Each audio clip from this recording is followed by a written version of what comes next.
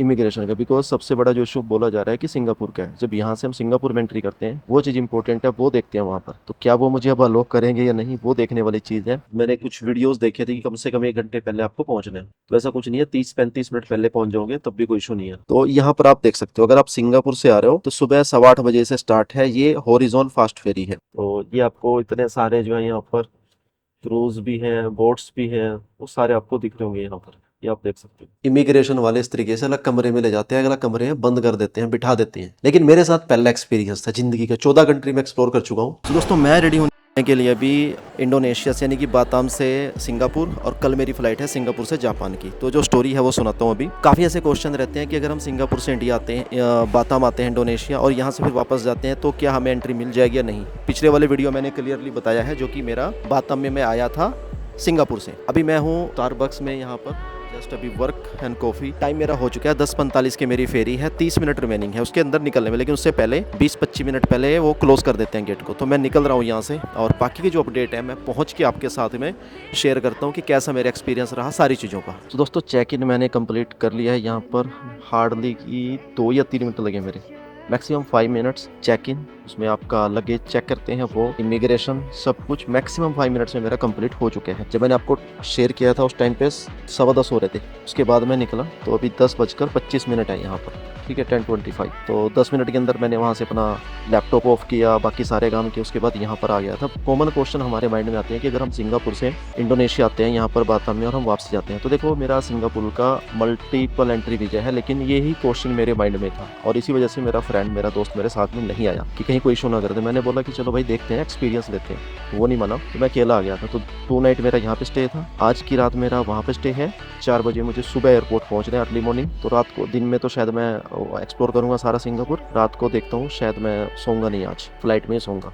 ये कराने गया था मैं सुबह, लेकिन कोई शॉप ओपन नहीं थी, ट्रिमिंग मशीन में लेके आया नहीं हूँ। अब यहाँ का तो सब कुछ ओके है, अब सिंगापुर पहुँच के देखता हूँ कि सिंगापुर का जो एक्सपीरियंस है वो कैसा क्या रहता है इमिग्रेशन का, बिकॉज सबसे बड़ा जो इशू बोला जा रहा है कि सिंगापुर का है। जब यहाँ से हम सिंगापुर में एंट्री करते हैं वो चीज़ इंपॉर्टेंट है, वो देखते हैं वहाँ पर। तो क्या वो मुझे अब अलोक करेंगे या नहीं, वो देखने वाली चीज़ है, बिकॉज उसके बाद मेरी वो मतलब मैं पहुँचूंगा वहाँ पे सिंगापुर लगभग 12:15 के आसपास। 10:45 पे यहाँ से फेरी है, हाँ 10:45 पे, तो 11:45 में मैं बाहर निकलूँगा, 12:15 बजे तक मैं 12-12:15 तक मैं हॉस्टल पहुंच जाना चाहिए वहाँ पे, अगर ज़्यादा कोई इशू ना हुआ तो। बाकी अब देखता हूँ, क्योंकि मैं ऐसे खतरनाक रिस्क लेते रहता हूँ, लेकिन आप लोगों के लिए सही है, ताकि आप लोगों की अच्छे से हेल्प हो जाए, जो आपके माइंड में क्वेश्चन रहते हैं वो सारे क्लियर हो जाए। तो इसका जो टिकट है वो मैंने पिछले वाले में बताया था, इसमें बता देता हूँ आपको मैं। 76 सिंगापुरियन डॉलर का पड़ा है मुझे। 1 सिंगापुर डॉलर को मैं 65 से काउंट कर रहा हूँ, बिकॉज 65 में मुझे मिला था। 65, 66 या 67 की रेंज में आपको मिल जाएगा। तो अब आगे का जो एक्सपीरियंस है वो मैं शेयर करूँगा, बने रहिएगा वीडियो में।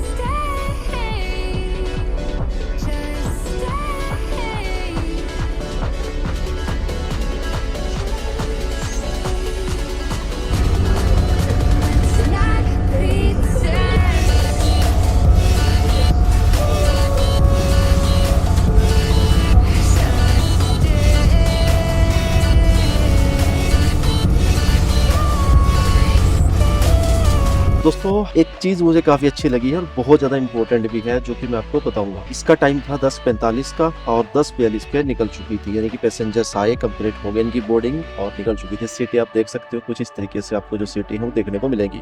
मैं अकेला हूँ अपनी सीट पे, और जैसे प्लेन के अंदर सीट होती है उस तरीके से। और यहाँ पर अगर आप देखोगे तो स्पेस भी काफ़ी अच्छा है, जो स्पेस है मतलब यहाँ पे उसके बाद भी 1 फीट से ज़्यादा का स्पेस बचता है, प्लेन से भी अच्छा स्पेस है इसका। और अंदर से फुल्ली एयर कंडीशनर है, तो कोई इशू नहीं है किसी भी चीज़ का। लेकिन बाहर नहीं आप जा सकते। मे बी अनदर फेरी है, लाइक मैजेस्टिक फेरी है, वो मैंने सुना काफ़ी अच्छी है, बट जब मैं आया था तो इमीडिएटली मैंने ये ली, क्योंकि उसमें टाइम वेस्ट नहीं करना चाहता था, और मैं लेट इवनिंग पहुंचा था। दूसरी जो इंपॉर्टेंट चीज़ कि फॉर एग्जांपल आपने कोई भी फेरी बुक की और आपने बुक की है 11 बजे, तो ऐसा नहीं है कि मैंने कुछ वीडियोस देखे थे कि कम से कम 1 घंटे पहले आपको पहुंचना है, तो ऐसा कुछ नहीं है, 30-35 मिनट पहले पहुंच जाओगे तब भी कोई इशू नहीं है। हाँ बस वो ध्यान रखना है आपको कि जो आपका सिक्योरिटी गेट है वो तब तक ओपन होना चाहिए।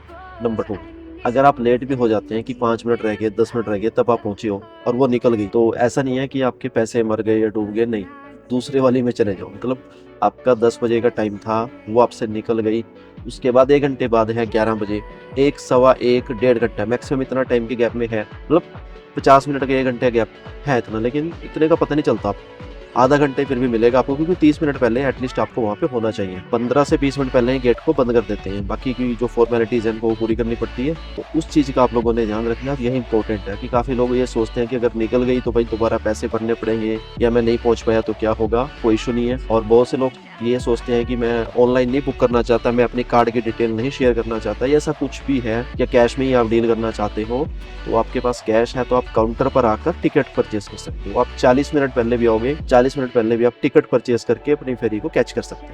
25 से 30 मिनट एटलीस्ट 30 मिनट पहले भी आ जाओगे तब भी कैच कर सकते हो, ये चीज़ ध्यान रखना। लेकिन वो थोड़ी सी घबराहट रहती है फिर ना जल्दी जल्दी की, तो बेटर है अगर आप 40-50 मिनट पहले आ जाओ तो कोई इशू नहीं है, आप आराम से जा सकते हो फेरी लेके।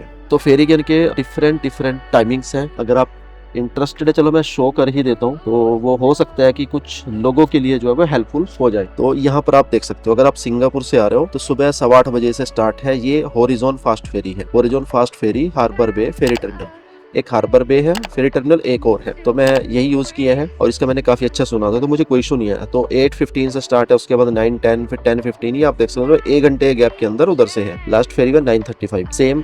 अब ये इधर फ्रॉम बाताम से अगर आप देखोगे मॉर्निंग में 6 o'clock स्टार्टेड है, 6 बजे, 7:15, 8:30, और लेट नाइट अगर आप देखोगे तो 8:30 तक है। तो अगर अर्ली मॉर्निंग आपको निकलना है तो ये आई थिंक आपके लिए काफी हेल्पफुल हो सकता है। और यहाँ पर इनकी वेबसाइट एंड कॉन्टेक्ट डिटेल्स भी है, तो वो एक बार आप यहाँ पर जो है वो चेक ऑन जो है वो कर सकते हो। इनकी जो वेबसाइट है horizonfastferry.com, तो ये आपको करनी है, ये कर सकते हो। कोई और आपको अच्छी लगती है वो कर सकते हो। तो यहाँ पर नंबर है, आई थिंक विजिबल होंगे आप सभी को, ये नंबर भी जो है आप वो देख सकते हो। ये इनका कॉलिंग और व्हाट्सअप नंबर है। अगर कोई चीज़ आपको समझ में ना आई हो और अच्छे से आप जानना चाहते हो तो फिर आप कमेंट कर देना, मैं कोशिश करूंगा उसको आपके साथ में एक्सप्लेन करने की। तो मैजेस्टिक फेरी आप यूज करना चाहते हो, मैजेस्टिक फेरी यूज कर लेना, ये वाली यूज करनी है, ये वाली यूज कर लेना, जो भी आपको अच्छा लगे। तो आई होप यहाँ तक का तो सारी चीजें आपको समझ में आ गई होगी, एक्सपीरियंस भी आपने मेरा देख लिया होगा। अब मैं आपको सिंगापुर का जो एक्सपीरियंस है पहुंच के वो मैं आपके साथ में शेयर करूंगा। व्यू आपने देख लिया होगा। 25 मिनट हमें हो चुके हैं निकले हुए, 30 मिनट, तो 11 भी हो चुके हैं,